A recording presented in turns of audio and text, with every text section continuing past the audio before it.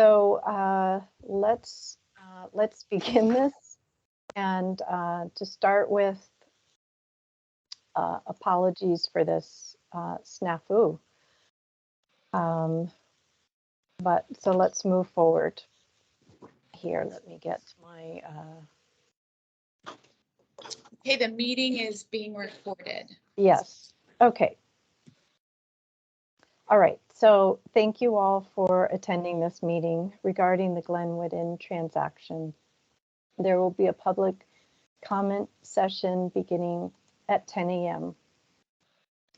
I called this special meeting with 4 goals in mind: to bring commissioners and the public up to speed of events since our last commission meeting, to review the language in the ordinances so that we can be clear what the Land Bank Commission's responsibilities are regarding property acquisition and resale, to determine what the breakdown in communication was in the project, what should be done differently. We may not get to all of this in one meeting, but since it's a bit much to tackle within our regular meetings and it's of an urgent nature, I wanted to begin addressing this sooner than later.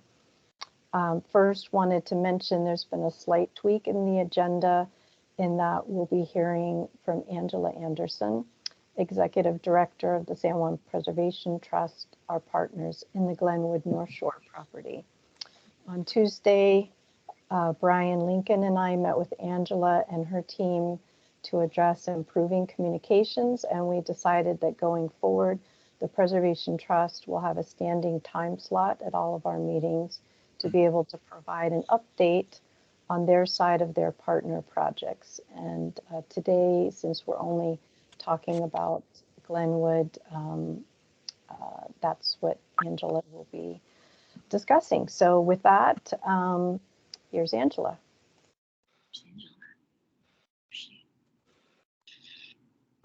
Thank you, Chair. For the record, Angela Anderson, Executive Director of San Juan Preservation Trust. Good morning, commissioners and members of the public.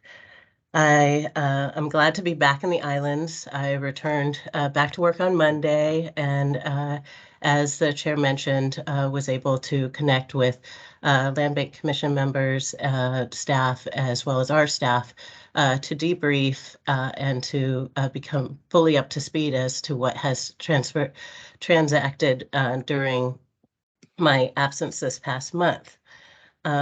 While I understand that quite a stir has been created since my comments to the Commission made June 17th in response to the Council's June 14th resolution.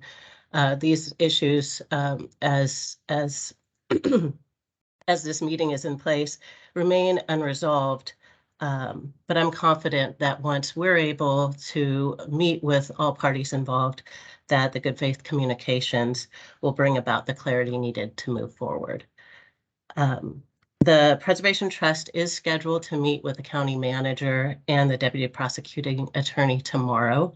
I'm here today to share updates and as well as some ideas that came about from this past meeting on Tuesday on how we may improve communications channels and avoid misunderstandings in the future. I have good news with respect to, in terms of an update, with respect to our PSAR grant application, in which we are the sponsor and the Land Bank is the co-sponsor. Final rankings were announced in early July, and the Salmon Recovery Council approved our project, and it was ranked 9 out of 11 for the region. We also, it's our understanding that in the meantime, our project has been moved up in the rankings due to some change circumstances and other projects in the queue. So this is all really terrific news.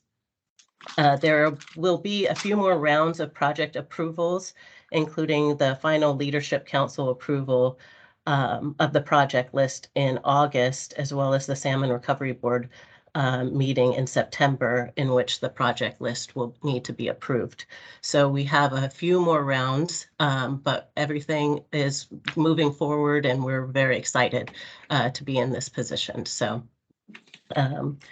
Funding for the program after those approval rounds will be determined by the legislature at their next budget session. And so that we will not have final word on funding for the grant until sometime in 2023, either spring or early summer.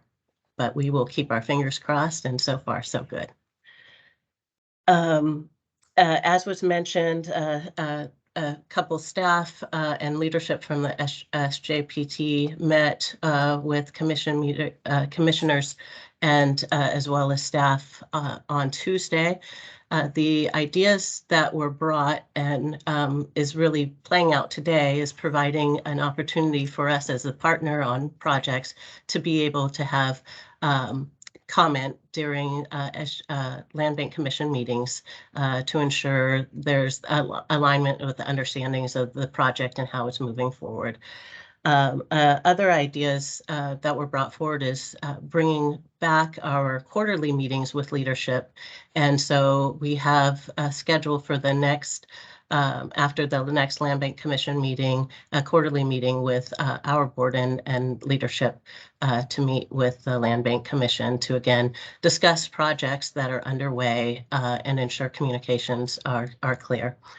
Other ideas that were floated were also the opportunity for SJPT to be able to speak at council meetings in which decisions are being made on joint projects. So these are all things that we're looking forward to moving forward in the future to help ensure that there is clear communication. That's it for my comments today. If there are any questions, I'm happy to answer questions if folks have. Any questions for Angela?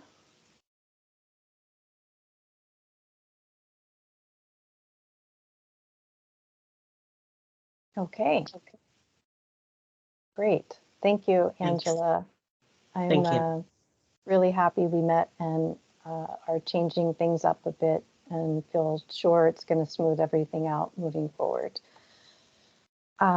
So before we get into the specifics of this meeting, I'd like to start with a statement.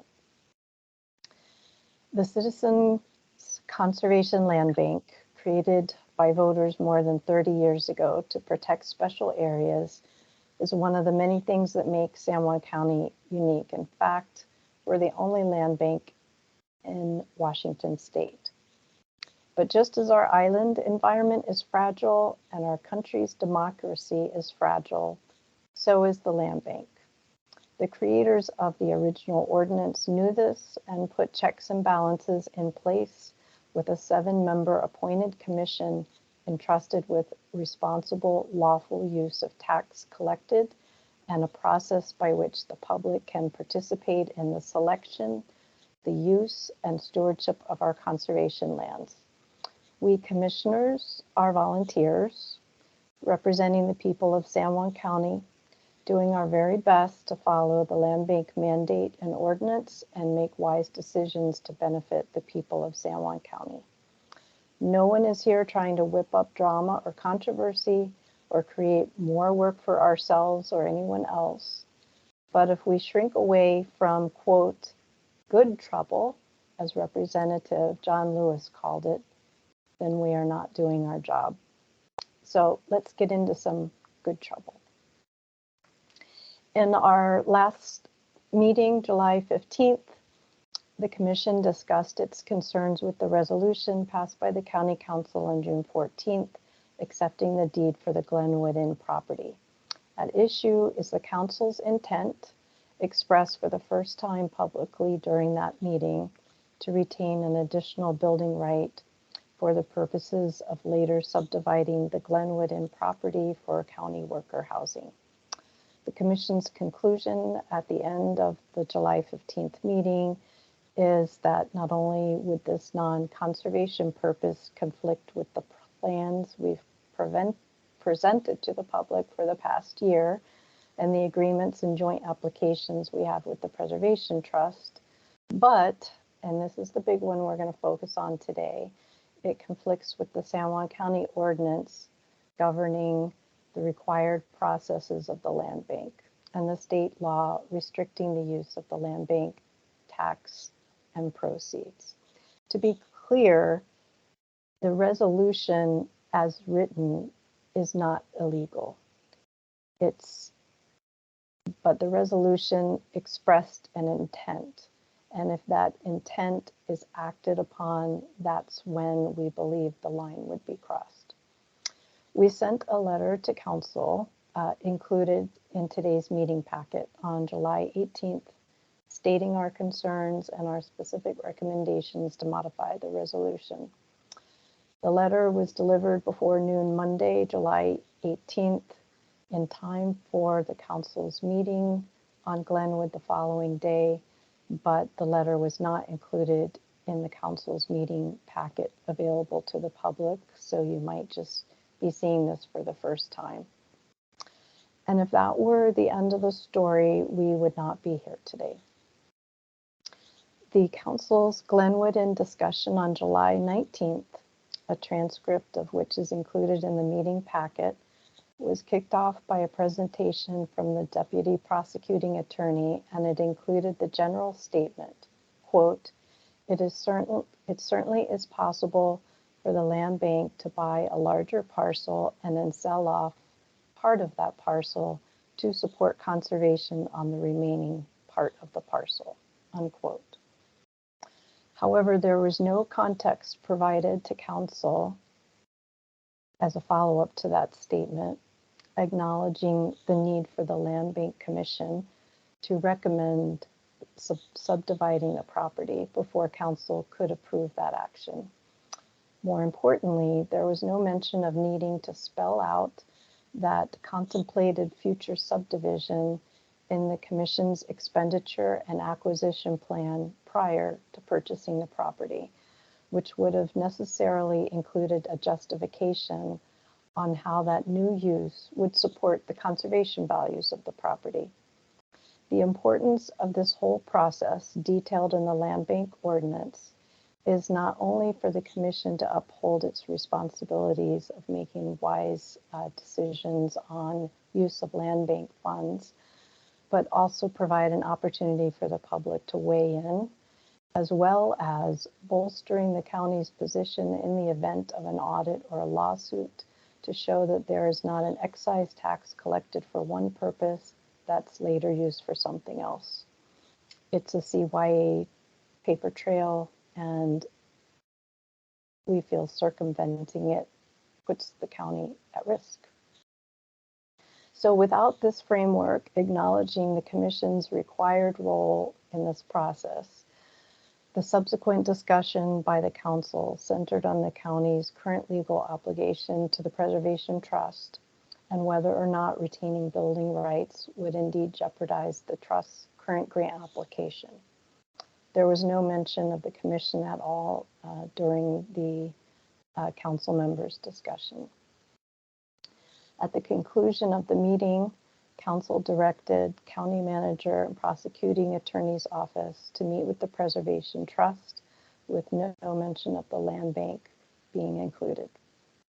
And that brings us to why we're here today. Before we get into the actual discussion, looking at the ordinance,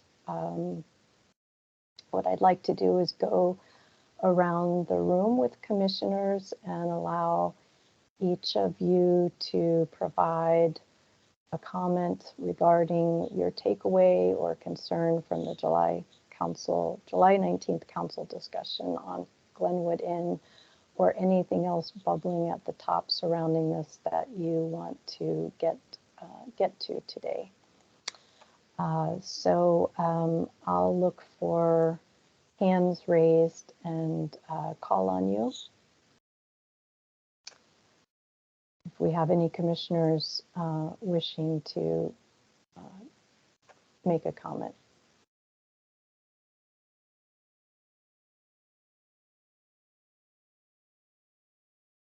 Okay, so I see David Myland. Yeah, Sandy, I don't want to comment on the the content so much as I want to say thank you to you for what you're doing here.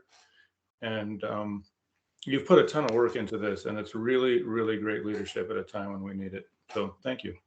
Oh, well, thank you. Thank you for that comment. Brian?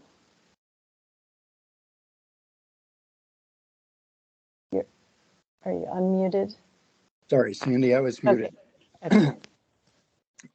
I guess I would go back before the July council meeting to the June 4th council meeting.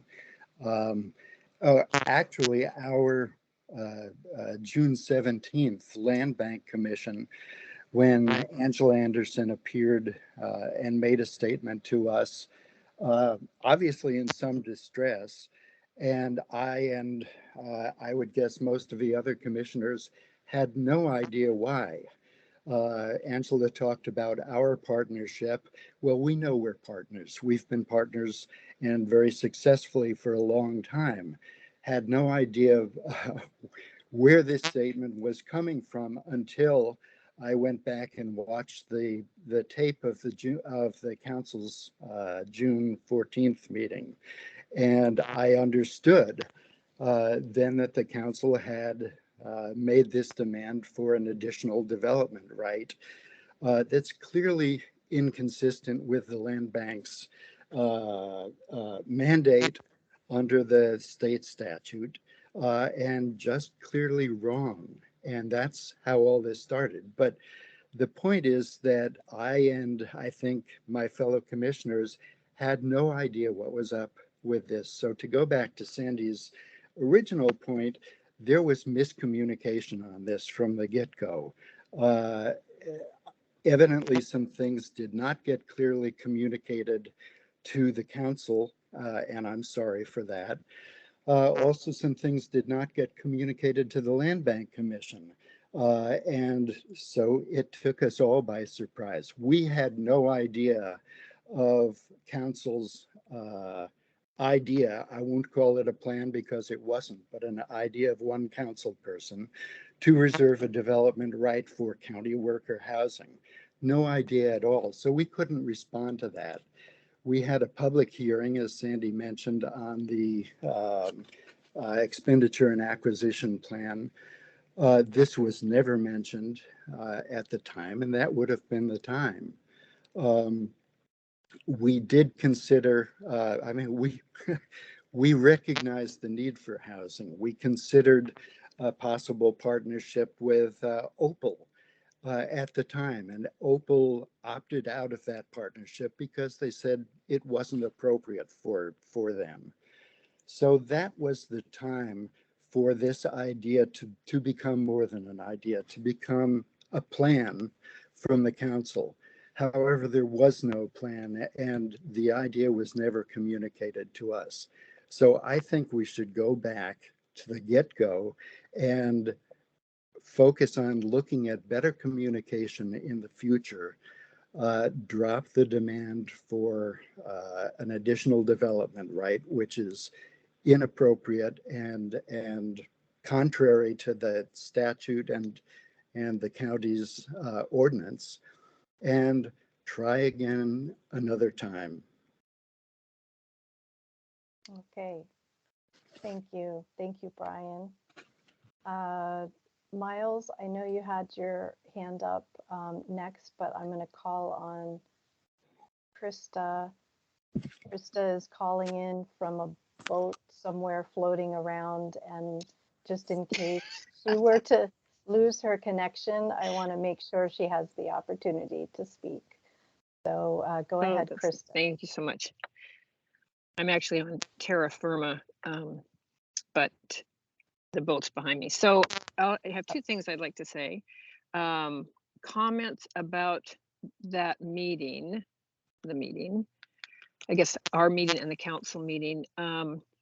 What I kind of keep coming away from that is thinking that I would like us to look at, and it sounds like we will with communication, but the work of the liaison from the council, Christine, who I love having on those calls and giving us updates, but I'm seeing that Glenwood was mentioned months ago, even last year, I believe, and perhaps we should really look at strengthening that liaison position, not only to bring updates to the commission, to the land bank, but to be taking important information back to the council.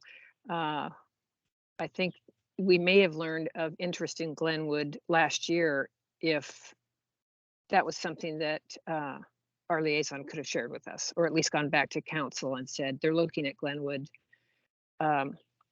There's early communication already in play that I think could have helped some of this get on the table sooner. And just two personal frustrations that won't go anywhere, but I just feel compelled to say them. I was kind of disappointed in comments coming from council staff, Mylene and Randy, specifically. I felt Randy's comments were mixed and confusing, acknowledging past practices of things with conservation easements, and then kind of dropping us out there. I found that kind of frustrating and disappointing. And then Mylene made a comment that if the contractor preservation trust defaulted on the contract with us, that it didn't really matter because the land bank had a lot of money, something to that effect. That's a paraphrase. Super disappointed with that comment. And I just feel like I have to say that out loud. And then my questions going forward, I think I'm happy that we're going to look at a communication process for the future. I'm most interested in knowing, how do we get legal clarification? The land bank feels that the council cannot come in and make a change at the last minute or whatever, can't do what they would like to do right now.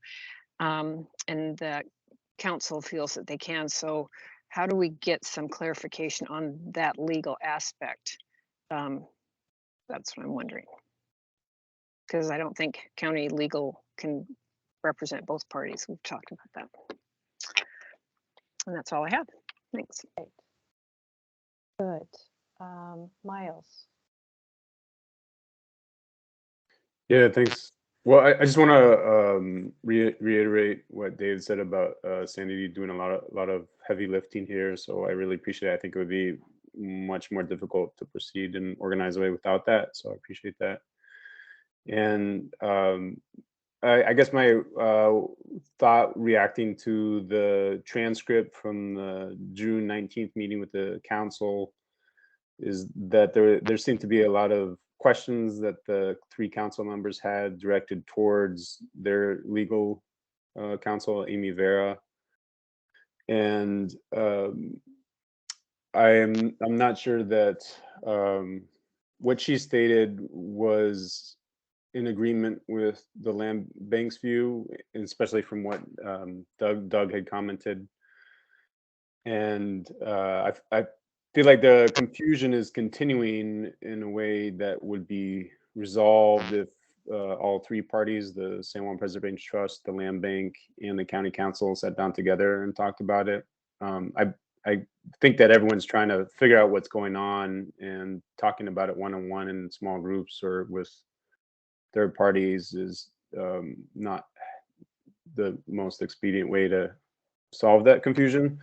So I think there's been, like you said at the beginning, there's a bit of fragility involved with the land bank. Part of that, I think, is that we're missing John Kane and his familiarity with both the process, the land bank, and these types of acquisitions would have been really helpful. So there's that little gap, and then maybe a couple other gaps that just overlapped and the timing was off. So again, I mean, this has already been said, but the increase in the communication would be good. But I think doing it in pieces, I'm glad that, you know, that the council will be meeting with the Land Preservation Trust tomorrow. I think that if we were all a part of the same conversation and then instead of separate conversations, that would be very helpful. So that's my thought. Okay. Thank you, Miles. Mike. Right. Yes, I'm confused as well, as Miles stated, and I think Brian too, that in the interest of improving communication, I don't understand why a meeting between the council and the Preservation Trust without the participation of the land bank helped improve communication. And so it's a little bit unnerving that they've chosen to do that. And I also agree with the comment made earlier that we seem to be getting two opinions about our capabilities or our, what's allowed us to do and what the council can do from legal counsel, people who are legally familiar with the laws, and so that again is also troubling, and so I think clarity around, and maybe Amy should be also meeting with us in a meeting that where we can be asking similar questions. That's my thoughts. Okay, thank you. I see a hand, and I believe it is Jim.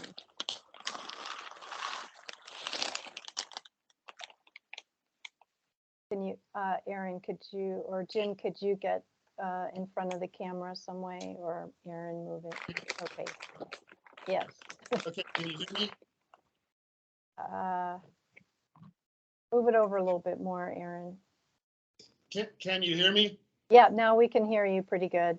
Okay, I just have two things to add to this conversation. One is that the July 26th memo that Doug Strandberg wrote, I thank you, Doug, I think lays out what happened, the way things should be, and perhaps even how to move forward. I hope everybody has read that memo from Doug Strandberg.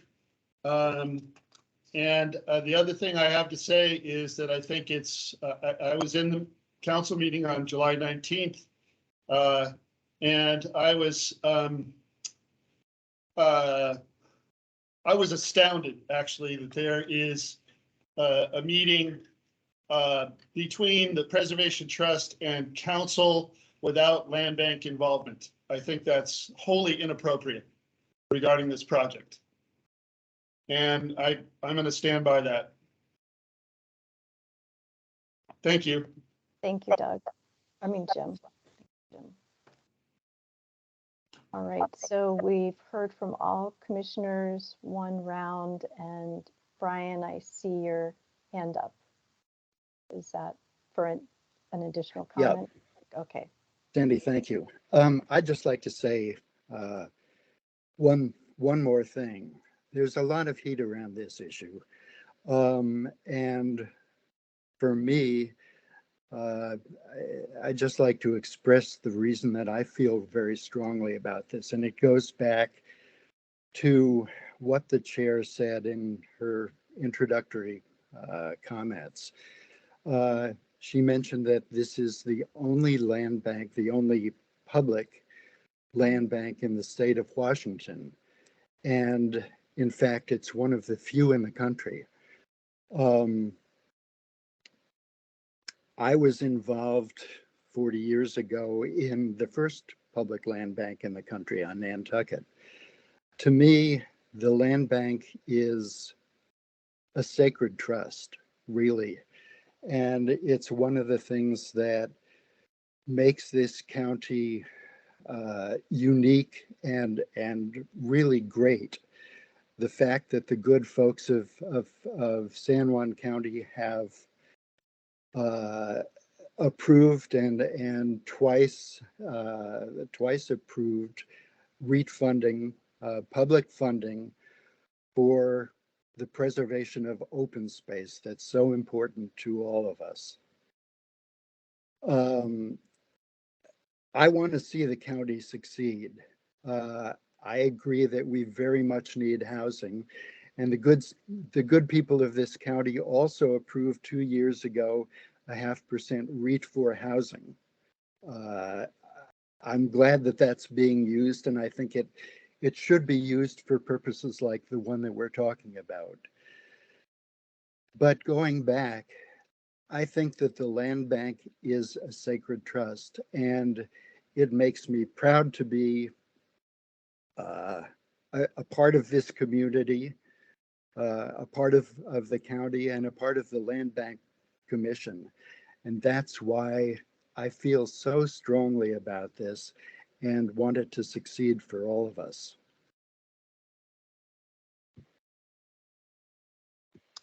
Thank you, Brian. Any other commissioners to add to those statements that we've heard from commissioners so far?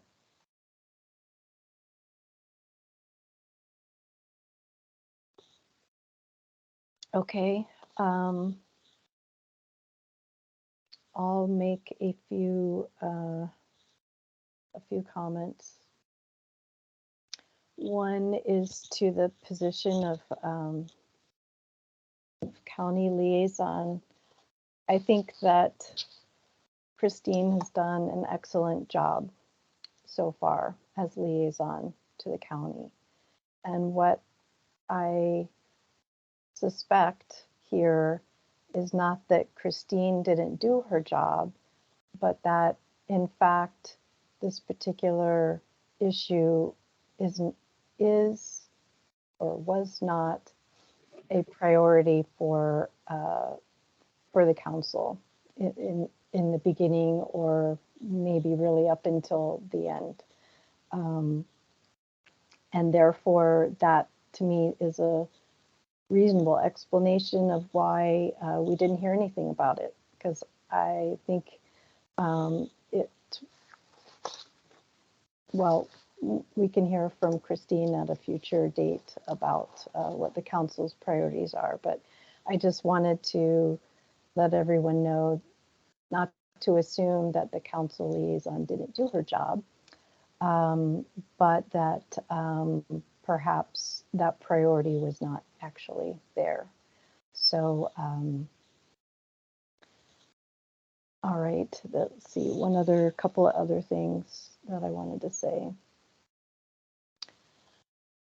I wanted to mention, going back to the June 14th meeting, that the opening statement from the deputy prosecuting attorney was, in reviewing the terms of the resolution, that she found it irregular not to have the terms of the conservation easement spelled out. And the last two transactions that the Land Bank and Preservation Trust that was approved by the PA's office was essentially the same language.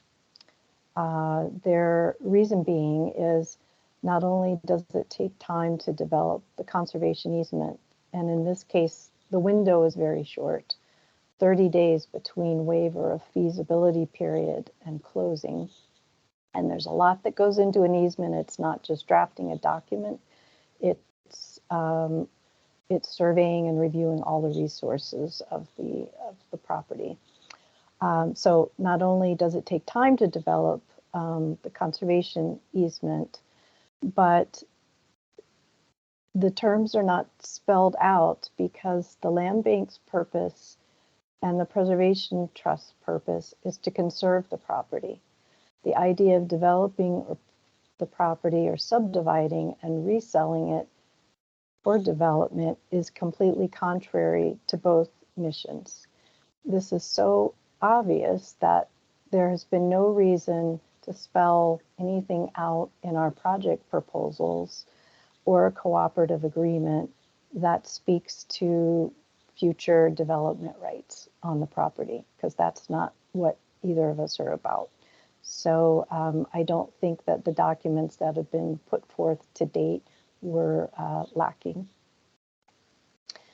And I wanted to mention that also at the June 14th meeting, Randy Gaylord said in the beginning, when he was getting frustrated that these issues were coming up, that if there's a housing interest, he said, so if there is a housing interest in this, then perhaps another entity needs to get involved that is separate, the county separate from the land bank.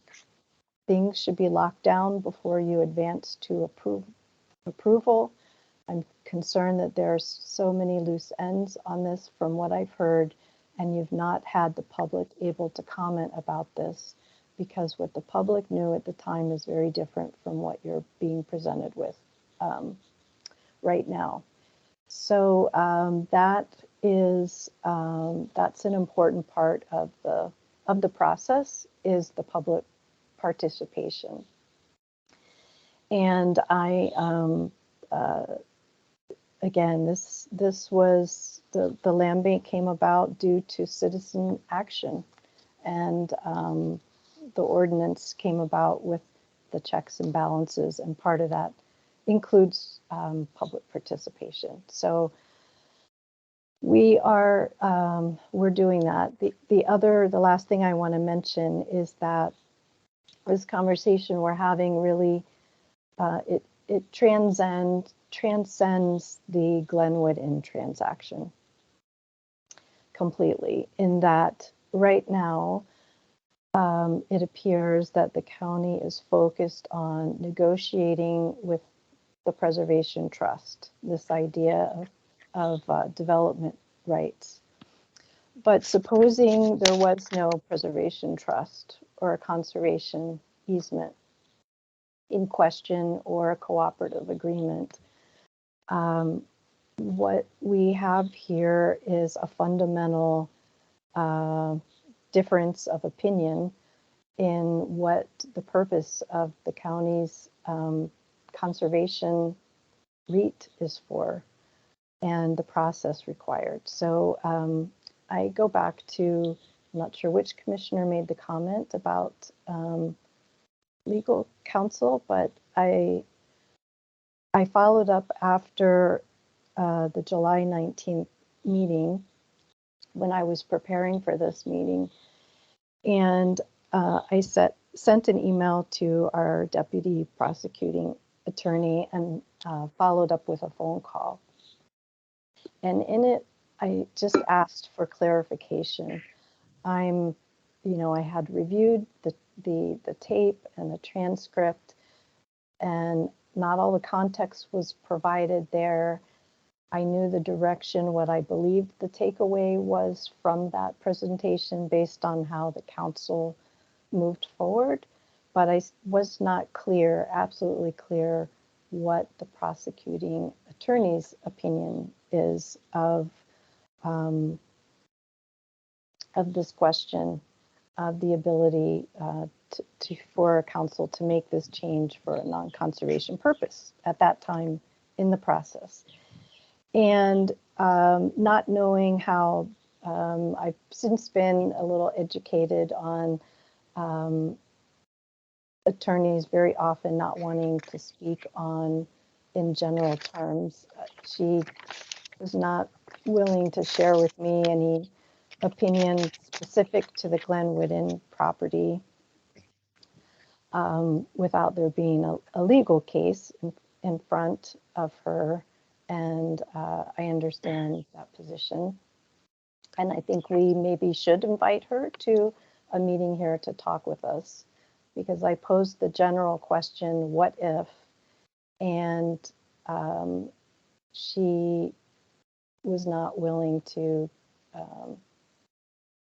put in writing or tell me what her position is. I think part of that is because she does represent the council and is protecting the council's interests in what they might want to do in the future.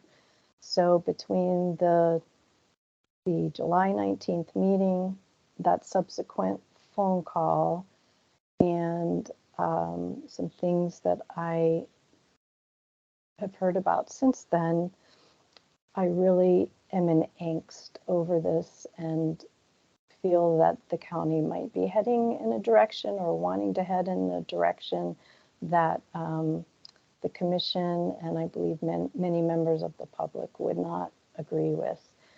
And I do hope that everything gets smoothed out with Glenwood. This is such an amazing property. We should be moving forward with celebration. And at the same time, this big question is hanging out there that needs resolution. So those are some of the parts that I wanted to bring up. anything else before we, okay, Miles, yes, you have your hand up. Yeah, thanks again for following up with the council on it. I think that I want to make really, I guess, put this whole meeting in a framework of what we're working towards or against. Like within the Land Bank Commission, I think there's pretty universal view of what could be done better or what had happened. I think that we're on the same side and the same page. I think most of the questions I really have are for the council, and their responses would frame this conversation. So was this just a one-time thing that they were doing with Glenwood because Glenwood provided that opportunity for whatever characteristics it has that are unique to that property? Is this something that they're going to be doing in the future with other land bank purchases? So we need to have some sort of protocol or guideline for working with them? Was this just a misunderstanding? You know, there's questions that I have that I think if the council were able to address, it would help frame our discussion, I guess, so that it's not just an internal conversation for our own benefit, but rather address what the actual, like if you're saying there's a direction that the council's taking that may not be in agreement with the land bank or members of the public, it would be good to know that rather than just speculate ahead of time. So I really, I think asking the council questions would help direct our conversation quite a bit. I don't know that that's not a possibility, but just putting it out there. Okay, thank you. Jim? Okay. I think all this discussion is good, but I think we're all sort of saying the same thing. I'm going to boil it down to the basics in my terms, in the way I understand things, and it seems like, first of all, we have a situation with the prosecuting attorney's office where we are essentially underrepresented due to, well, John Kane, who was, reasonably adept at real estate law and that sort of thing. But we don't have that now. And so there's a lack of understanding of the process. And I think the land bank mandate and ordinance by the prosecuting attorney's office. And I think that has certainly been a major factor in this. And I also was in the room at the June 19th or July 19th council hearing, and it was unfortunate to hear the deputy prosecuting attorney misrepresent a conversation she had with Doug Strandberg, former land bank commissioner and attorney, and that was distressing. I think that the basic situation here is that the council has no authority to unilaterally change a project by resolution. And that the fact that Lincoln Borman is being singled out here as a major factor in the communication or lack of communication, I think that this matter is not a matter for the director. I think that the council should have sent this matter back. And I'm reading Doug Strandberg's memo, and I agree with it wholeheartedly. But the council should have sent this matter back to the commission with recommendations for reconsideration rather than adopt a resolution that attempted to bypass the proper procedure and change the project proposal as approved by the Land Bank Commission. I think that's the heart of the matter. It's unfortunate. Better communication, sure, that would always help. It always does help in just about every situation. But this is a matter between the Land Bank Commission and council. And nobody should be pointing the finger at Lincoln Borman. He's been doing a fantastic job all along with complicated real estate transactions.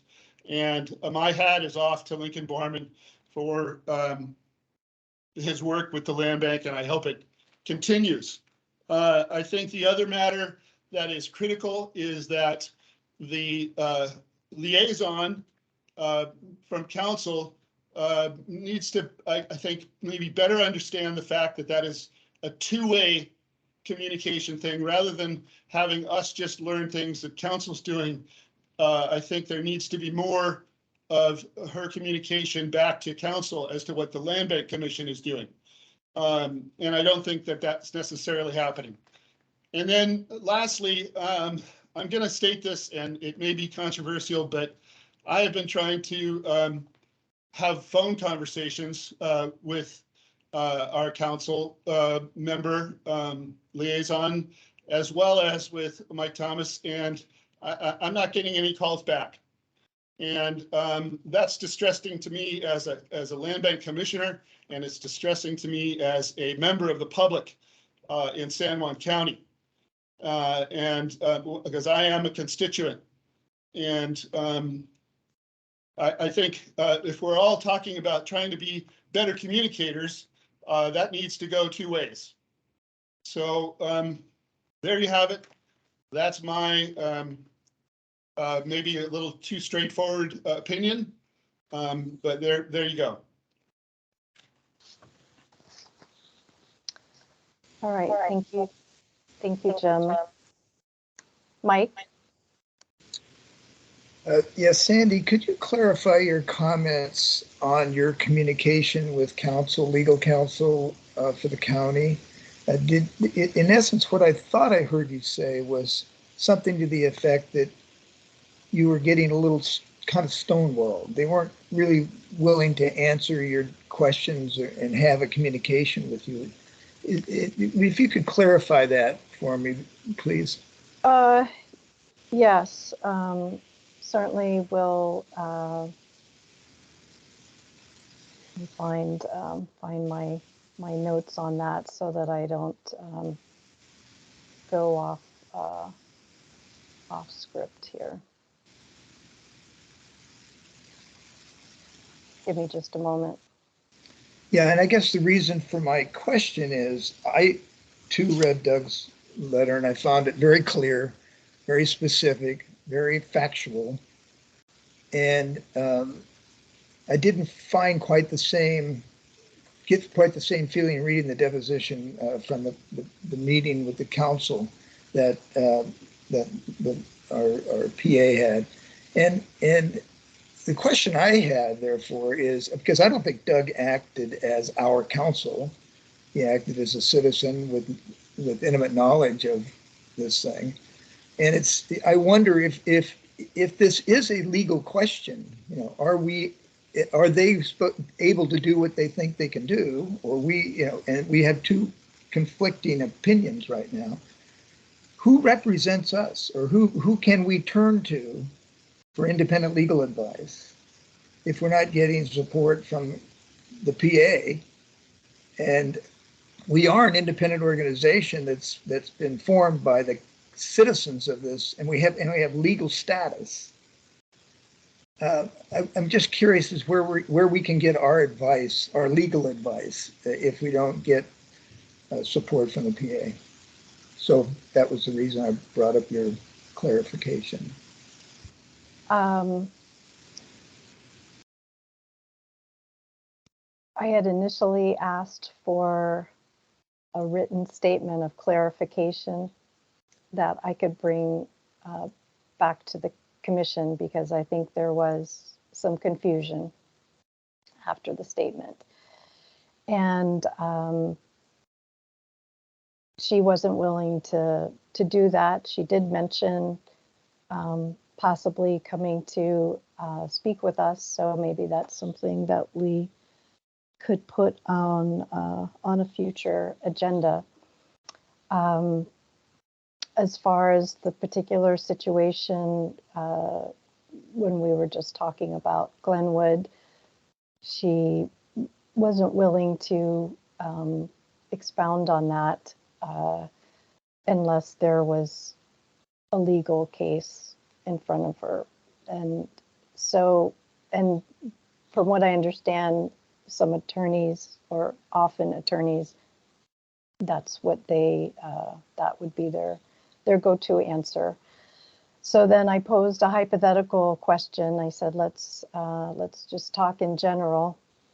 Supposing an agreement with the Preservation Trust or the constraints of a conservation easement didn't exist, do you believe it would be legal for the land bank to subdivide and sell a portion of an already conserved property purchased with conservation funds with the intent to conserve to be utilized for non-conservation purposes? And she was not willing to give her opinion again unless there's a pending legal case. And so I think we should understand, like several of you have mentioned, my understanding from Lincoln regarding our legal counsel is that we are, the prosecuting attorney and deputy prosecuting attorney represent counsel, and that every department has their own counsel, but that has to be assigned to them by the prosecuting attorney. So I believe that perhaps, again, she was not willing to comment because she represents counsel, but that's just a guesstimate, and I don't know if that's the case, but Okay. I might suggest that we invite her to a commission meeting so that we can have a better understanding about Yeah, that, or invite somebody.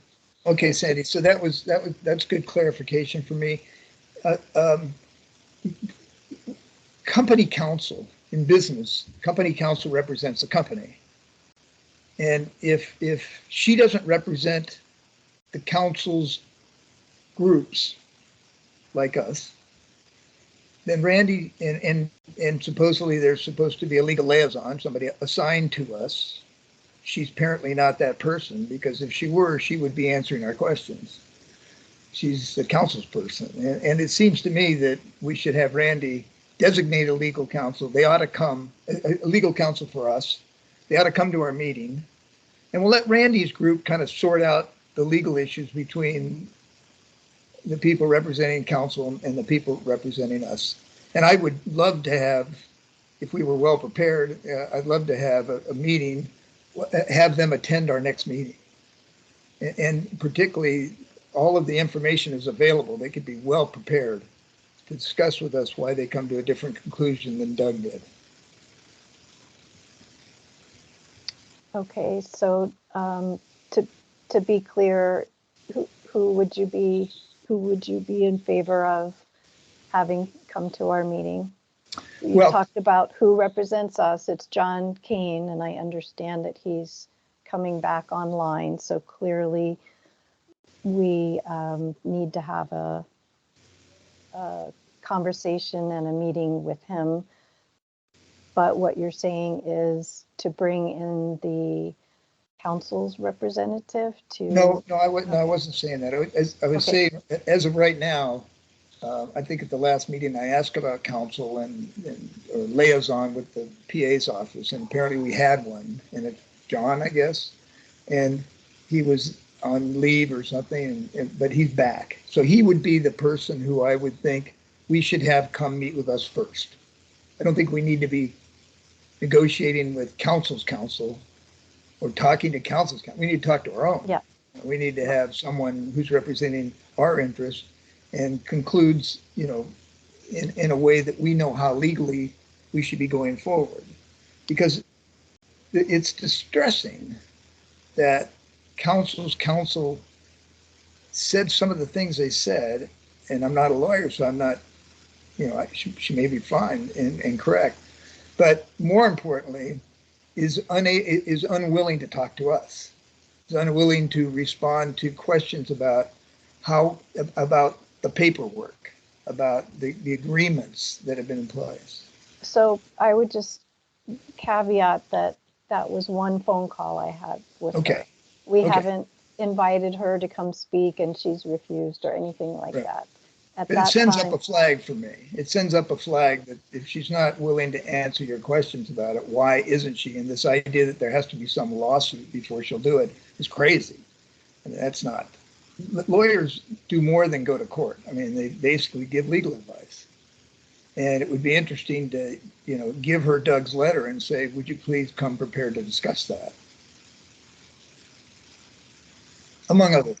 And you know, maybe it was just the day and maybe she's willing to support us and our liaison lawyer is back and that we'll get this back on track. And I find it interesting how this has kind of become bigger than life, this event. And I'm kind of surprised that, you know, this has become so big. The community is in favor of this. This is a great project. It's probably overpriced for county housing. I mean, you know, but yet with hindsight, the communication needs to be improved. And I'll repeat, you know, I think Jim's comments about Lincoln are 100%. I mean, I'm very, very impressed. I've only been here 6 months, and very, very impressed with the way that he handles transactions and handles our commission. So I 100% support him on that. So anyway, I'm very interested in getting someone to be our counsel that we can talk to about whether or not Doug's comments are accurate and good, and then why it is that the PA feels differently.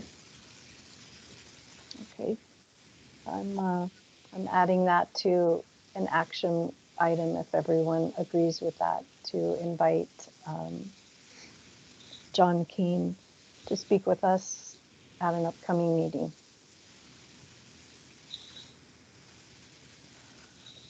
And I see there's a couple more hands up. Just before I get to you, while Mike had just mentioned a comment on Lincoln, both Jim and Mike completely supportive of Lincoln. I wanted to weigh in with my ideas before I forget on that topic. So I do think that this whole thing could have been handled differently. And at the same time, being in real estate and knowing transactions and what little it takes to get them off rail, I am completely empathetic. And so basically at that meeting, at that June 14th meeting, Lincoln had two options. He could have agreed with them on the changes, supported the changes in order to get the resolution passed, which he did. Or he could have contested them and essentially faced a showdown a week before closing when all contingencies were waived, when the proposed future use being described would have needed to have been sent back to the commission. We'd have to confer with legal counsel, discuss with the trust, modify the expenditure and acquisition plan, hold a public hearing. It would have taken months. So right there in that moment, to not have obtained council's approval to move forward that day, he would have missed the deadline for closing, and we would be in breach of contract amongst a whole other host of things. So while I wish council had been provided with all of the necessary documents for that, prior to that meeting, I also understand and am thankful that Lincoln was willing to basically throw himself under the bus to make sure that the county secured this property. So that's all I wanted to say about that. And I think I'm going to go to Brian next. Your hand is up, Brian. And then we're not really getting into the ordinance, but we have 9 more minutes before we begin public comment. So with that in mind, go ahead, Brian. Sandy, just in response to Mike's comments, since you made it an action item, I disagree. Much as I like and respect John Kane, who's done a lot of good work for us, anybody from the prosecuting attorney's office is basically the company lawyer.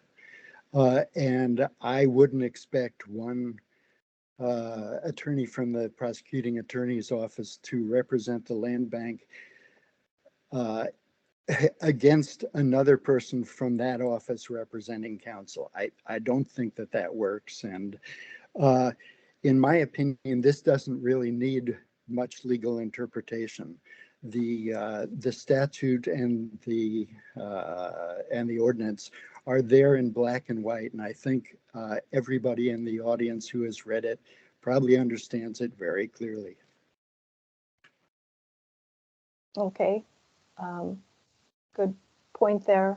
Before I go to Miles, since that was Mike's suggestion to bring John Kane to a meeting and ask him some of these questions, what are your thoughts about Brian's reluctance to do so?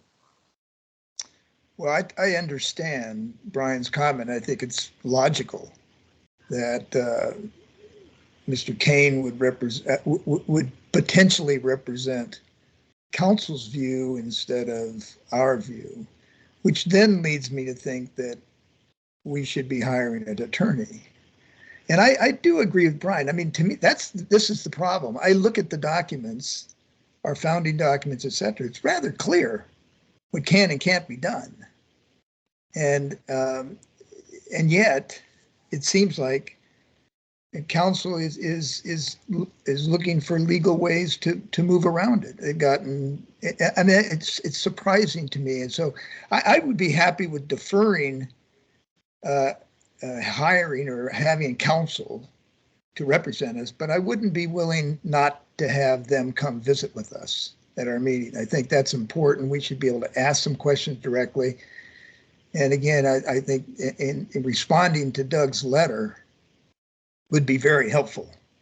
You know, how do PA look at that information, which to me looks like it's accurate? How do they look at that, and how do they respond to that? The second thing is, I'm troubled by the fact that we are now rolled out of a meeting with a partner. The council is meeting with the Preservation Trust on issues that involve us and the Preservation Trust and Glenwood, and we are excluded. And in fact, they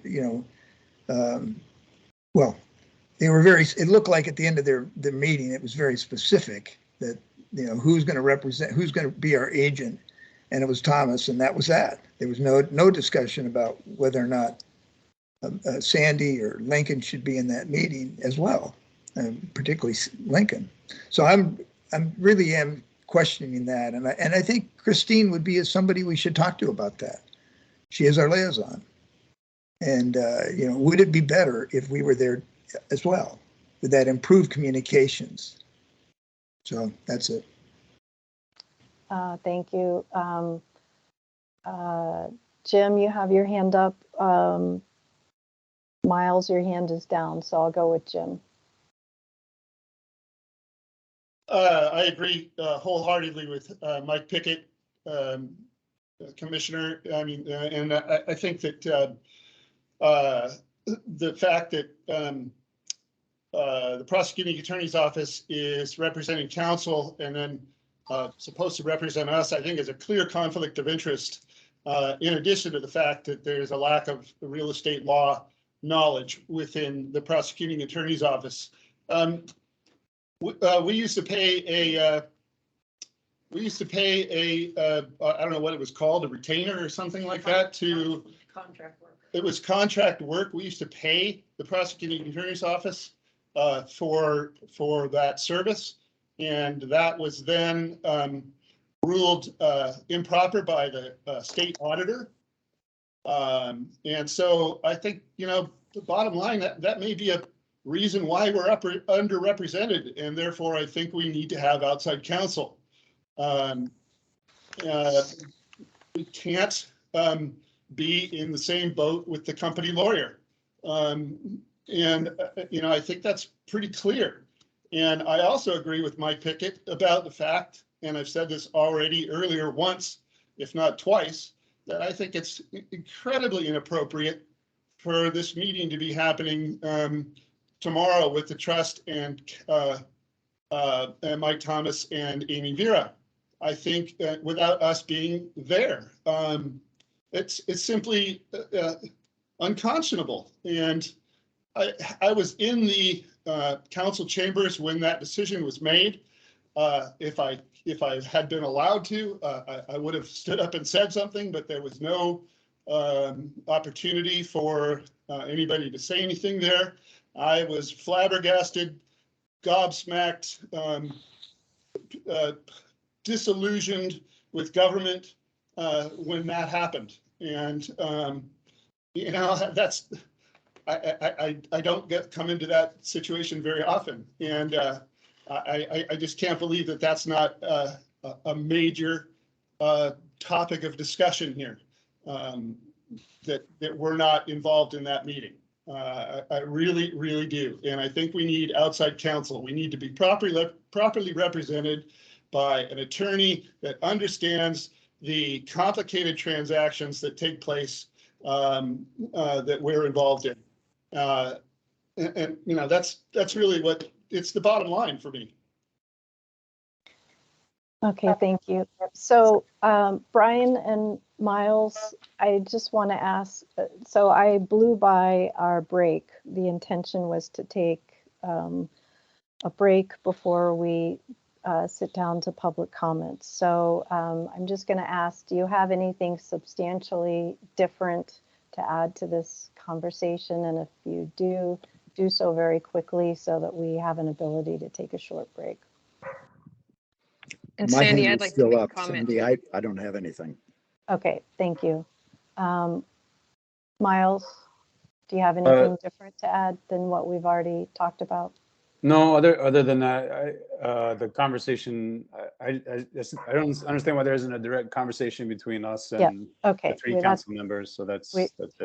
Yeah, we've talked about that. Yeah. Krista, did you have something? So I just want to make a couple, just a couple quick points. Number one, I don't want to leave anybody with the impression that I'm not satisfied with Christine's work as our liaison. I fully respect her. I was just looking to strengthen that position or that dialogue. So that's number one.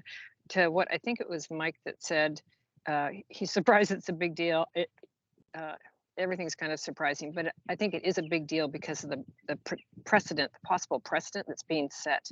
It's not the Glenwood project, it's the process and the ability or inability or legality of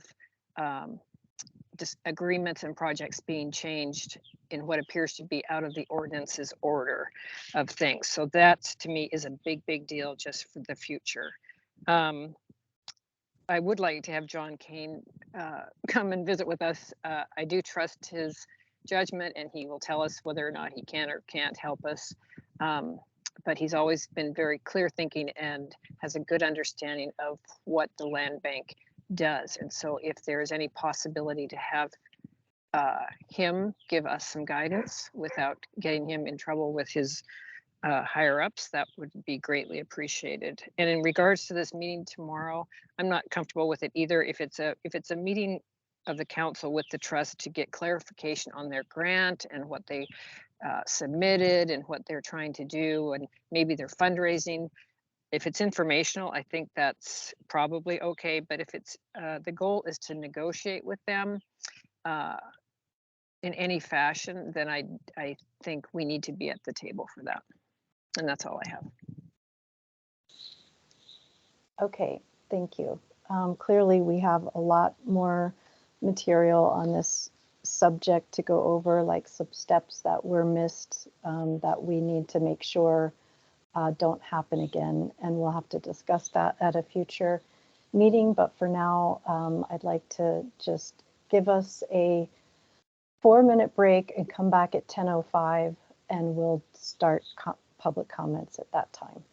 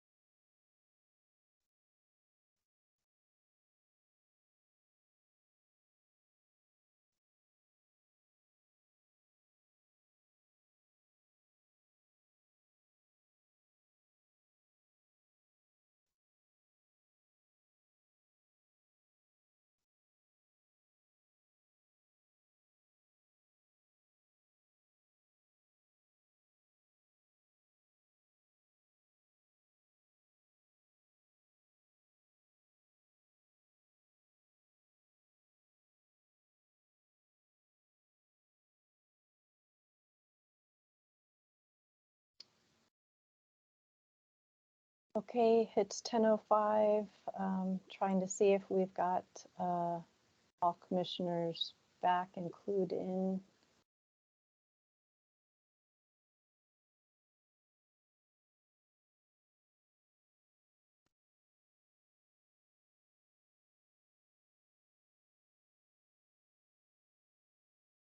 Brian, David, Krista's still on the phone. There, okay. So let's go ahead and restart the meeting and take public comments. And please state your name. And are we recording again? Yes, we're recording. Please state your name, the island you live on, and we actually have adequate time for public comments. So I'm not necessarily going to enforce a 3-minute rule, but please be mindful so that everybody has a chance to talk. And raise your hand to talk. Okay, so the first one I see is Peter Kilpatrick.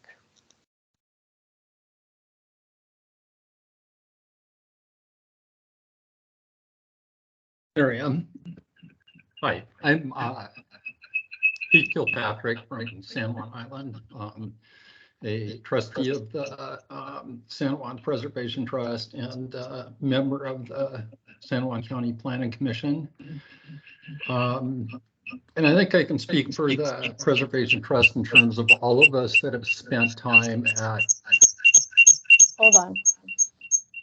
Yeah, I don't know what that is. Is that mine? It should be better.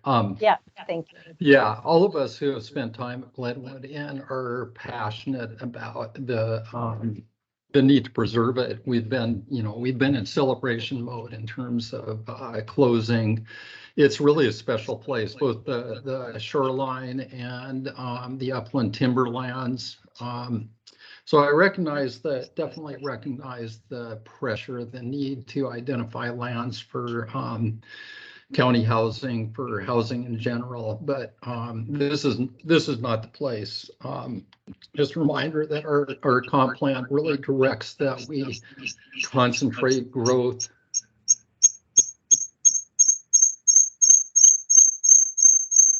I don't think that's from mine. That we concentrate growth within the urban growth areas.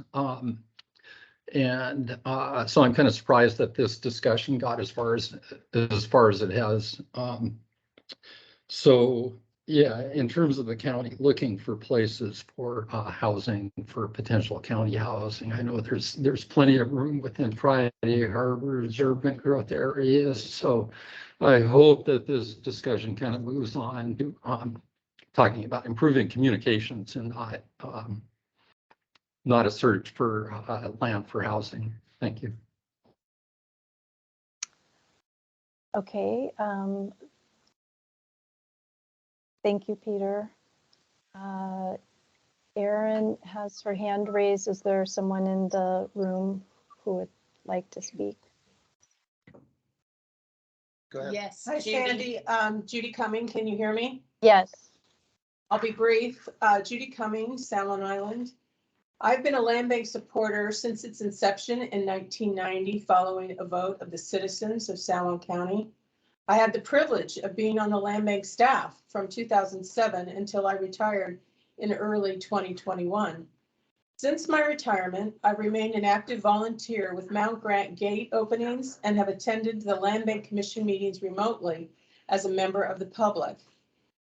The Land Bank Commission has a different role than many of the San Juan County advisory committees, but does provide a vital link between the services of the county is required to provide and the citizens that receive services. Communication channels have always been in place. Since 2021, Council Member Christine Minnie has served as council liaison to the Land Bank Commission.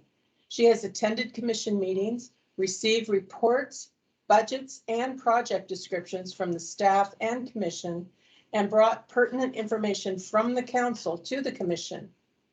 While I have not been an active observer of all council meetings during this time, I would assume that within the laws and rules governing communication between council members, that she's also kept the other council members informed about land bank projects and services provided to the citizens of San Juan County. It's this type of communication that is vitally important to the governance of San Juan County and the functioning of the land bank from my perspective. Thank you. Thank you, Judy. Amanda Azus. I'm Amanda Azus. I live on San Juan Island. And I want to just echo pretty much what everyone has said at this meeting. I have a lot of the same concerns. Especially one of my points, I think Judy just said really well. I agree with Krista and with Jim that the liaison, she may be doing an okay job, but she wasn't fully doing her job. And there was two-way communication that should have been happening. And hopefully we can repair that with just more education about what we're hoping from that role. I think that there's a big loss of trust now with the PA's office and the land bank and supporters of the land bank. I was particularly blown over by the lack of knowledge about the land bank regulations that happened in the June 14th hearing. And then again, reading the transcript between council and Amy from the July 19th meeting. In fact, one of the points she makes is that the PA's office was being accused of not understanding the regulations, but it didn't seem she did any additional homework. So that's something that needs to be repaired, and it sounds like you have some ideas of how to do that. I was also very concerned about the council directing Amy and Mike to negotiate with the Preservation Trust. That seems like an end round around the land bank's role, and I have significant concerns about setting that precedent. I hope that the meeting tomorrow is just informational, but it seems highly inappropriate to me, and I kind of wish the Preservation Trust wouldn't do it without the land bank being present. I think that's all that I need to say right now. I appreciate your leadership on this. I think your message, Sandy, in the beginning, that sometimes, you know, we'd have to do these hard things. We don't want to, but this is really important. The land bank is too important to the county. Also, one last thing, in support of Lincoln, I feel he's been the focus of the council's frustrations. And in fact, this has been an issue that a lot of the council, as well as their staff, have responsibility for. Thank you. Thank you, Amanda. I'm trying to see this. The person's name is covered up by a You have by a Barbara menu bar. and Pegeen. Okay, let's go with Pegeen.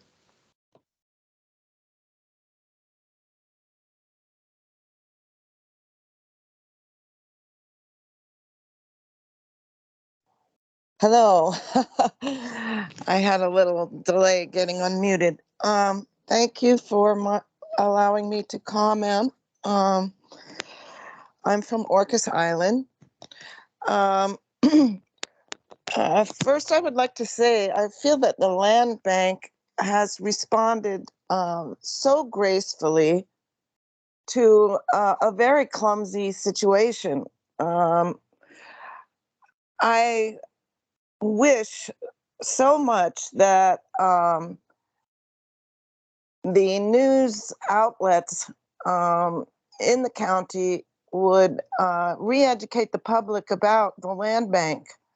I feel that the land bank's, one of the members mentioned sacred role in preserving land is not being respected at this time. And it's been really disturbing to watch the land bank try to grapple with something that really should never have happened, far as I can tell. And I would also like to say that when Krista spoke about having John Kane speak, if he won't get in trouble with his higher ups, well, that is a very clear and obvious signal that the land bank needs its own representation. I don't know how you would go about obtaining that, but that's something that I feel is really essential at this time, because there is the county council seems to be purposely misunderstanding what the land bank is directed to do for the public. And that leads me to another point. As a fairly recent newcomer to San Juan County, who has, tried to find out how things are operating and, exactly what's going on in terms of our local government, it's been very difficult to get answers from the county. There is actually, I almost feel like the county has forgotten that it works for the public and that it represents the public and that it needs to be responsive to the public. They, council members, I actually. So Peggy. Yes. So if I could just interrupt you and try to keep your comments just directed at issues surrounding the land bank. I understand you might think that there are. All right. Well, I was trying to get information from the county about the land bank situation. So, and I didn't really have responsiveness from that. So that's really the only thing that I had left to say. So I want to thank you all. Keep up the good work. And I hope that you decide to hire an attorney. Okay. That's it. Thank you. Thank you very much. Barbara Sharp.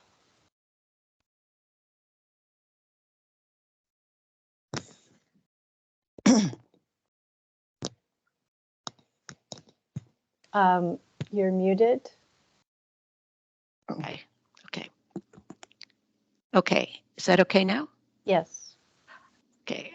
My name is Barbara Sharp. I'm a 20-year resident of San Juan Island, very enthusiastic user of land bank property and preservation trust property.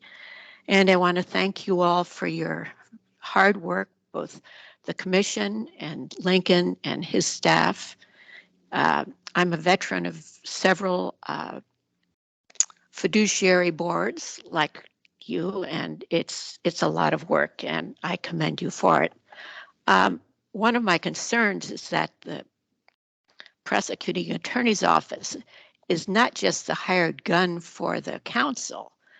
The purpose of their representation is to make sure that they comport with the law, both county ordinance and state law. And it doesn't appear that they're doing that function. There is a resource called the Municipal Resource and Service Station, msrc.org, and they are a state resource, and they do have a legal department, and you may be able to use that as an interim for advice, but I definitely would recommend outside counsel of some kind. But you might be able to get some interim answers from MSRC. But the ordinance is quite clear. Section 2.104.040 states that land bank property may be disposed of by sale or through a trade only upon a recommendation of the Land Bank Commission. you can't get much clearer than that. So the county is clearly exceeding their jurisdiction by trying to co-opt some a different land use than what you're set up to provide for everyone. It is indeed a sacred trust. So, but thank you for allowing me to say my piece, and I hope things work out. This really was unnecessary. Thank you, Barbara. Next, we have Kathy Morris. Hi, Sandy. Thank you for having this. Can you hear me? Yeah, you're Okay. loud and clear. Okay, good. Well, thank you, Sandy, for having this meeting. So I have one request and 2 questions. So I don't know if you can answer questions, but one, I have a request for public tours of the property so that people can see the property and understand what exactly we're talking about here. And then subsequent, another public meeting. I think that would be really helpful for clarity as what we're talking about. My question is about the development units. So from a previous meeting, I understood that there were 10 development units, and the land bank wants to retain one of those development units for their own use, and that the council wants 1 development unit. So I'm curious, what does 1 development unit represent? Is it like 5 houses to the acre? What exactly does 1 development unit represent? Is that clear? Is that a good question? I think can you hear me now? No, I can hear you. Yeah. That's a really good question. So my understanding, and anyone else could correct me if this isn't correct, is that that area is zoned 1 house per 5 acres, but that in the event that it was that there's a potential for there to be a rural cluster housing development of affordable housing, which would, in that case, allow up to 8 units. Okay. That's been what I've been told. I haven't specifically looked it up in writing, but that's what I was told. Okay. And then my other question, are there people currently living on that property? No, nobody's living there. Lincoln shaking his head. Yeah, Lincoln says no. Okay. Okay.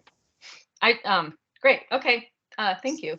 Yeah, so one other thing, Kathy, to your first question is Peter Giese is planning, from what I understand, to begin holding 3 public tours a month of the Glenwood property. I think it would be by, I don't know that he's picked the dates yet because they're still trying, thistles were multiple feet high, you couldn't even get through. He's trying to get everything safe and up to date in order to be able to do that. Peter, if you're on. Sandy, we had our first one this week, so they're. Oh, you did? Okay, yeah. I'm behind the ball on that. Was that, I didn't see that advertised. How are we advertising that so people know? I can speak to that. So this is Peter with the Land Bank. There's a sign up link on our website, and it's the 2nd Saturday, 3rd Thursday, and 4th Tuesday of every month. There are time slots there, and we're going to kind of elevate the visibility of that website here shortly. But it's current, and we did one this week, as Aaron said. Great. Okay, great. Thank you. Thank you, Peter. And I just want to encourage you all to go slow and do diligent with this process, because it is an interesting process where you have a county council representing the people, a private nonprofit, and a county land bank. So it's an interesting combination. So thank you. It's hard. It's hard work, but it will be well worth it in the end, I'm sure. Thank you. Thank you. Really appreciate those words of encouragement. We've got a hand raised, and Justin Paulson.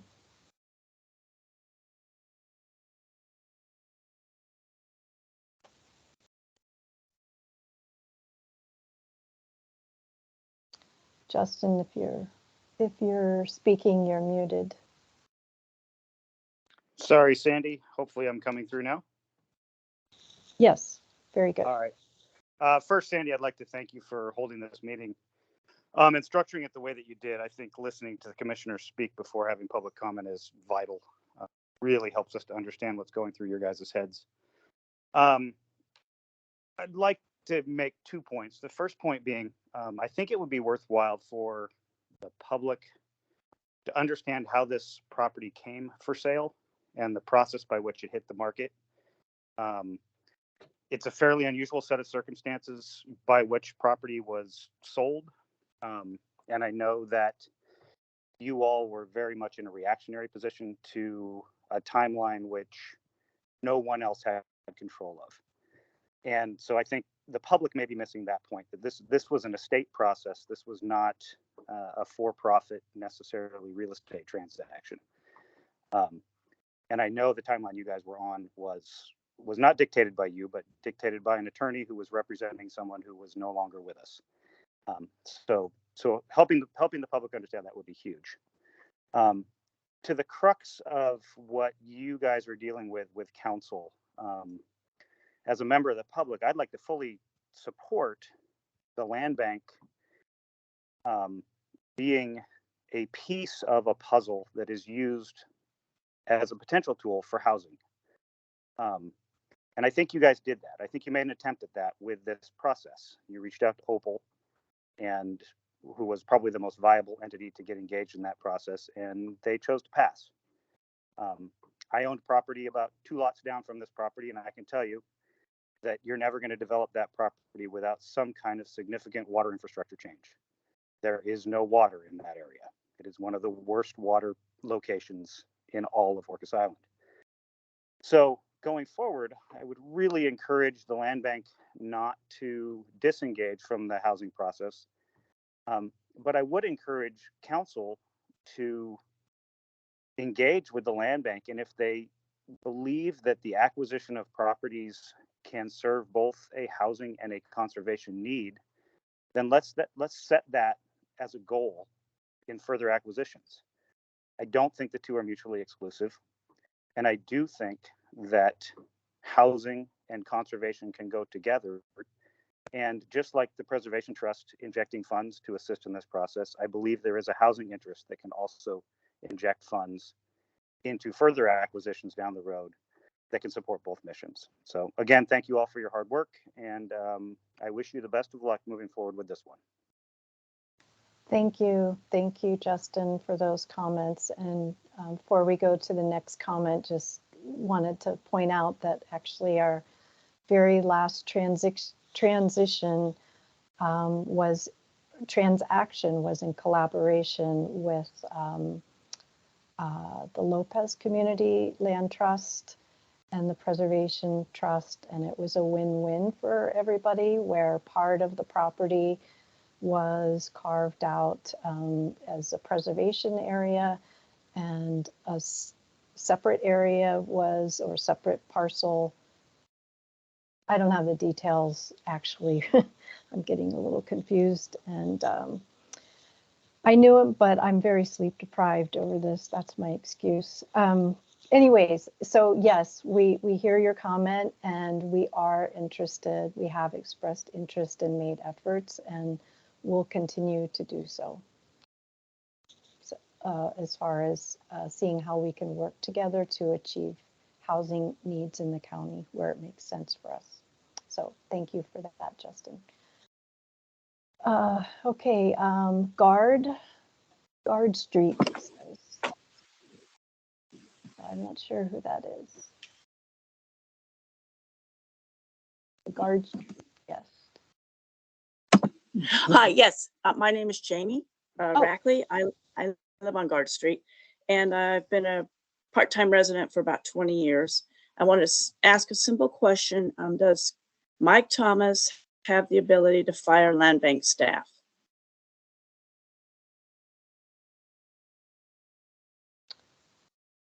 Well, having read our ordinance over and over, I wasn't really focused on that, but oh, Lincoln has his hand raised. Yeah, the county manager does have the authority to fire the land bank director. It has to be affirmed by council. Does that answer your question? Unfortunately, yes, it does. Thank you. Okay, thank you. Peter Fisher? Hello, Oops, hold on. my video is not working, Okay, but is the audio working? yes, we can hear you. Thank you. At the very least, there has been a breakdown in the procedure for communication. If I were redoing this, I would have a written procedure for how everyone must engage. In other words, when a piece of land is being looked at, there's a procedure for evaluating the housing component, and that's shared with everybody. So there'd be a written procedure of all the steps that are gone through with every property and who will be involved over and over again. The standard procedures were not followed. Trouble ensued. So I'm looking for a solution to avoid this from ever happening again. Thank you. Thank you, Peter. Let's see. Do we have any other? I see, Justin, your hand is, oh wait, we've got Nancy Green. Let's go to Nancy Green of Preservation Trust. Hi, thank you. And I'm speaking as a former land bank commissioner and also as an interested citizen on this. First of all, again, I want to thank you, Sandy. This has been amazing what you've done. You've really pulled everything together. You've provided a calm, steady way through the waters on all of this. And I can't tell you how much that's appreciated. I think this is one of the most important land bank meetings I've attended because you're talking about process, which is not often looked at. And there are customary things that have happened over the years, and there are ways of proceeding that are written in ordinances. There are policies. And so I think it's a really good time to take a good look at it and see if things can't be smoothed out and made more efficient and better. And communication, as we all know, is at the heart of that. I've appreciated how the PA's office has worked with the land bank in the past, and that has been because the land bank has worked really hard to cultivate a relationship with the PA's office through Karen Vetter and through John Kane by educating them and bringing them on board, having them attend retreats, taking them to conferences, and giving them a lot of information about land conservation and how the land bank fits into that picture. County Council is a large step removed from that. And I think the PA's office has oftentimes, along with the director, has been the representative from the PA's office has been a bridge to council in trying to fill in the pieces. So over time, I think that through a lot of different reasons eroded a bit. And county council liaison in the past has been weak or inattentive, not attending a lot of the meetings. Christine, I've noticed, has picked up the pace, and I applaud that. But it always seems to be that council is coming in and talking about what they are doing, and I don't know how much of that goes the other way. So I really appreciate what Krista said about maybe trying to create better communication through that liaison back to the council. And so I think that's a good thing. And then I also caution you on creating more of an us versus them adversarial relationship. I think jumping to outside counsel and demanding that, I think we use outside counsel sometimes, and I think that's a good thing, but I really appreciate when everybody's kind of on the same page and working together. And I think a lot of information going both directions would help with that. So thank you guys so much for your hard work. I really, really appreciate it.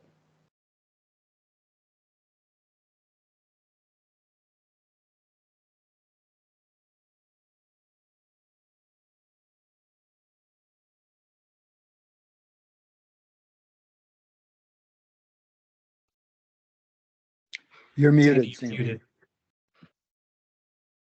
Thank you, Nancy. I was just scrolling on the side. I don't see any other public comment requests. Tell me if I'm missing anybody. Okay. So then we'll go back to the commissioners. We have here a plan for future agenda items to discuss. I have some suggestions.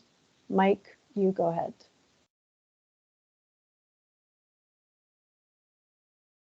Sandy, I'm rethinking my comments about outside counsel. I think it's premature. I think we need to see if Mr. King can come visit with us. I think Christine would be great to be in that meeting as well and have a conversation, which would include then counsel and us and legal representation from the PA's office.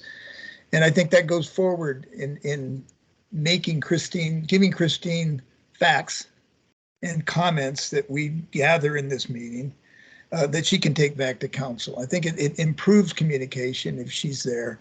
And I do think it's premature for any kind of talk about outside counsel. I think we should be dealing within ourselves as if we're trying to make this a group decision, a positive outcome.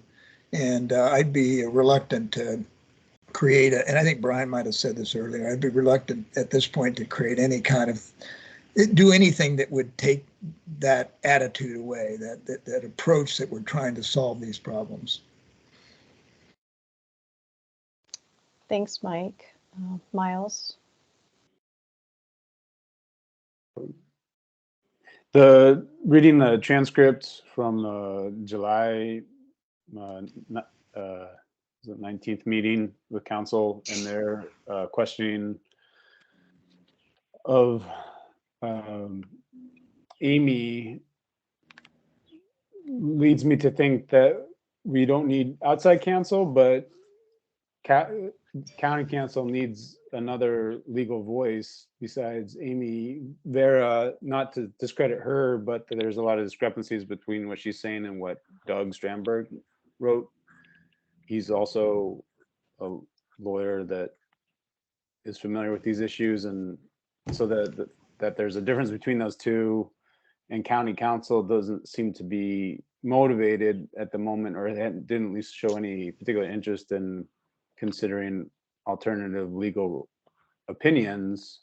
Makes me think that it's up to us, the Land Bank Commission, to encourage a different legal voice be presented to them with a response from them so that they have all the information, because I don't think at the moment how it's presented to them it's not consistent with how with other legal opinions, basically from Doug. So I don't know that outside legal, we don't need to consult an outside legal source, but I think having some other representation at the county council meeting is upon us to take that lead, because it doesn't seem like the county council is going to do that. And they're basing their actions, seem like they're condensing it down to a legal discussion rather than a philosophical discussion about why are we using land bank property for housing. And so if they want to make their decisions based on legal interpretation and it's coming from one source that is different from other sources, I think it's upon us to get that other sources out there so that they can make a better decision. Okay, thank you, Miles. As far as future agenda items, I would like to suggest, and I guess I'll make this request to Christine, that she could take back to the council, that we have a joint meeting of the commission and the council members. Let's just get this all out, and we do need to start Right. talking. And really, that's all it's going to take. We each need to understand each other's point of view and priorities and figure out where they intersect, because ultimately we are trying to achieve the same goal in terms of making this place a better place to live and preserving it for the future. So I think that there is common ground there, and we need to really find what's underneath this. We are having to make a lot of assumptions, so we need to really hear from them in an open discussion. And so I guess if other commissioners agree, I would request Christine to fly that idea up the flagpole and see if we can get a joint meeting scheduled. What do you all agree? Do you all think? Jim?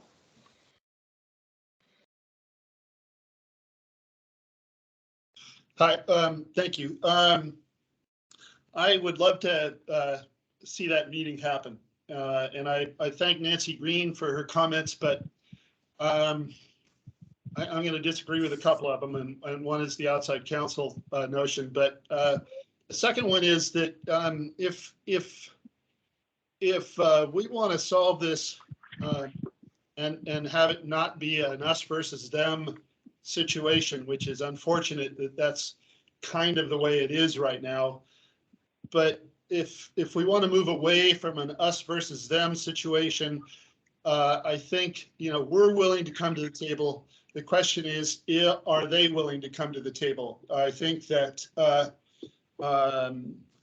so far the actions that I've seen, or therefore, or even lack of action that I've seen, tells me that may not be possible.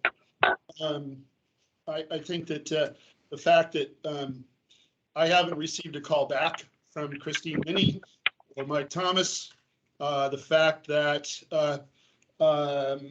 there are some conspicuous absences from this meeting by other council members, and I don't see the prosecuting attorney's office on this meeting today, at least listening in. I find that disappointing. But I think that both parties need to be willing to come to the table and achieve some level of compromise in our discussions. And I hope to see that going forward, but I don't see it right now.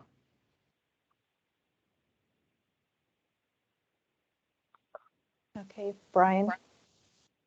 Hold for a moment, Brian Weiss, because, wait, is that you? Yes, you are the Brian. Yes, I have my hand up. Okay. Yeah, okay. I raised my hand a while ago, Sandy. I just want to second Mike Pickett's comment that I don't think, I think that any talk of outside legal counsel is superfluous at this point. I don't think that we want to even give the impression of girding ourselves for legal battle. And I agree with Nancy Green's comments on that too. I think that we should have an open discussion with both counsel and the prosecuting attorney's office. And in my opinion, it's important to recognize that the role of the prosecuting attorney is to advise both the land bank and the county council on legal matters, even if there's a wrong idea. So really their job is speaking truth to power. And they should represent not the council, not the land bank. They should represent what's right under the law. So I agree with Mike, and I would also second your motion together in a meeting, and that meeting should be in a workshop format where we're all sitting together equally at the table. Okay, I think the request is loud and clear. Christine is still on the phone here, so she heard that, and we'll see what comes of it. And remain hopeful that we can just talk this through. Sandy, this is Krista. I have a question. I can't Yes, raise go my ahead. hand anymore. Yes, go ahead. Sorry, I had to switch to my phone. I don't have anything substantive to add to what's been said, except, and not to complicate things, but we do have an outstanding topic with council on modification of our submitted budget that happened last year, and this kind of has a similar flavor to it. So I'm just putting that out there because we had agreed last fall when they wanted, it was suggested or asked that we modify our budget to add a line item for stewardship. And we felt as a commission that was kind of out of the procedural process. Again, very similar to this. And so I'm just going to put that out there. If we meet and discuss this, there may be a broader topic for review, just in terms of how we interact with each other, I guess. Yes, thank you, Krista. That's been on my list. I was going to bring it up, but our next meeting, we agreed to meet with council or the budget committee and discuss about, I think it has to do with our long-term stewardship funds, how much we contribute to that. So yes, right, we but need, yeah. We need to go ahead. Yeah, we need to do that, and we need to. That's coming up. So thank you for bringing that up. A budget process meeting. With that, I would like to also add one of the steps I found missing in this process, and I'm still not quite sure, and maybe Lincoln can speak to it, but our expenditure and acquisition plans that we developed and vetted in the public and then voted on, and are supposed to be ratified by the county council as part of the budgeting process. Well, it's come to find out they're not getting those plans, and that's problematic. Not that there would have been any detail in there that would speak to this current question that we have, because it's never come up as a question, but we need to make sure that that step happens going forward. Lincoln, did you have anything you wanted to add about that? Yeah, the Land Bank Commission is required to produce an annual expenditure and acquisition plan, which details the budget and any projects that it might be proposing, and has project summaries. And that's still, and that's what comes to you all. That's what you see. It does go to Christine as well as the liaison for the council to the Land Bank Commission. And in the past, that would basically be forwarded on to the council. However, we've had a lot of changes, and we also do a lot via amended budget. So when we're doing an annual budget, that information is conveyed. I do a presentation to council. And I had assumed that when we were doing amended budgets, which basically is a process that the auditor runs, because it's not just us, it's all of the other county departments too who are looking to amend their budget. And I have had been under the incorrect assumption that the project proposals or summaries we're going to council, but I've come to find out that in fact was not the case. And that really all the council had to go on was any presentation I might have made about the project, which I have made presentations about all projects. But that's it. All they get other than that is they're looking at a spreadsheet, and Mylene is basically interpreting the items on the spreadsheet for all the different departments. So clearly we need to reestablish getting those project summaries to council so they're clear on what they're actually approving in a budget. Okay. Thank you for that explanation. Right. Any other action items to take? Moving forward, I have one comment to make. So this has been a difficult meeting and discussion. It's been challenging for me in many ways. I'm sure other commissioners as well, and even Christine, who's listening, and I'm not sure who else is listening. This is not a fun kind of a meeting. So, but I would like to say that we need to not leave this meeting, I'm asking even members of the public as well, with any kind of a bad feeling about everything. I know we're not happy, and we don't agree with the way some things have been are laying out, and they're very problematic. But let's try to have a positive attitude that we are going to have a joint meeting and communication and be able to get all on the same page. I very much don't like the us versus them either. And that, so let's not add to more turmoil in the community and say we're hashing through things and we're still waiting to have that meeting and we'll get it worked out.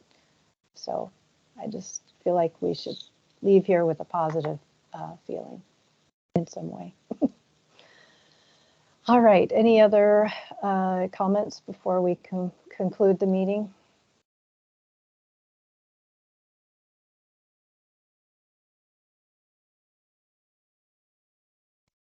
No further comments? Okay.